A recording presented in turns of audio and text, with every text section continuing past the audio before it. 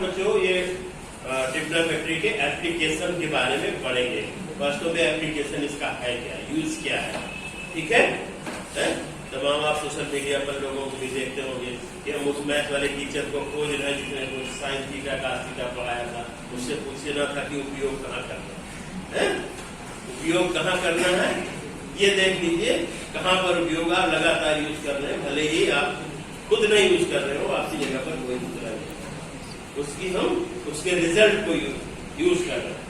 देखिए ये है आपका एक हाइट पर कोई चीज जैसे लंबी सी मीनार है, ये observer 1.5 metre tall and 2.38.5 metre away from the chimney. एक चिमनी है जो जिसकी ऊंचाई पता करना है और आपको वहां पर चढ़ने की कोई व्यवस्था नहीं है, उसकी हाइट पर जाने की कोई व्यवस्था नहीं है। तो बिना उस पर पेड़ पर चढ़े हुए, चिमनी पर चढ़े हुए उसकी हाइट को पता करना केवल हमें क्या होगा कि एक डिवाइस होती है जिसको क्लाइनोमीटर या सेक्सटेड कहते हैं, उससे हम किसी चीज की हाइट को पता करते हैं, एंगल को पता करते हैं। कैसे पता करते हैं? पहले हम एक हॉरिजॉन्टल लाइन पर निशान बना लेते हैं और उससे फिर हम उसको ऊपर उठाते हैं, तो यहाँ पर उसका प्रोटेक्टर लगा हुआ होता है जिससे वो बता देता है कि इसकी हाइट, इसका एंगल कितना है। तो हम एंगल इस तरह से पता करते। तो हम क्या करेंगे, इसका एंगल पता किया, मान लिया 45 डिग्री है और यहाँ से जमीन पर इसकी दूरी नाप लेंगे और हमें ये पता चल जाएगा कि इसकी हाइट कितनी है, ठीक है? तो पहले सबसे पहले ऐसे क्वेश्चंस के बारे में हम क्या करते हैं कि इन फिगर्स के बारे में लिखते हैं कि ये आपकी चिमनी है, ये इसका लाइन ऑफ साइट है और यहाँ से ये इतनी दूरी पर है। ये तीन बातें लिखेंगे। तो इसमें सबसे पहला कहा कि ऑब्जर्वर जो 1.5 मीटर टाल है, देखिए ये 1.5 मीटर इसकी हाइट है, ठीक है?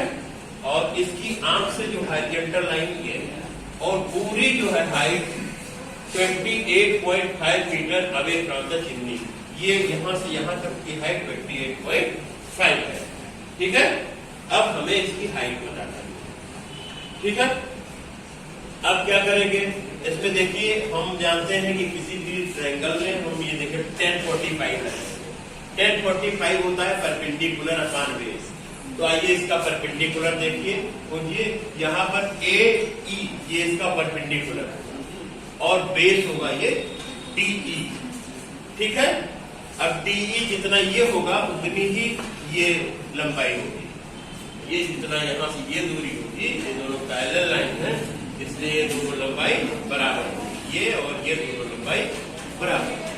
अब 1045 जब हमने लगा दिए इसे, तो देखिए परपेंडिकुलर हो गया AE जो कि हमको निकालना है और बेस हो गया DE जो कि दिया हुआ है 28.5, ठीक है?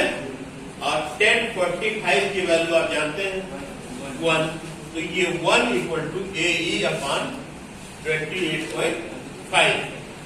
तो एक क्रॉस मल्टीप्लाई करेंगे तो हमें AE की वैल्यू 28.5 पता चल गई, इसकी हाइट हमने निकाल ली, ठीक है?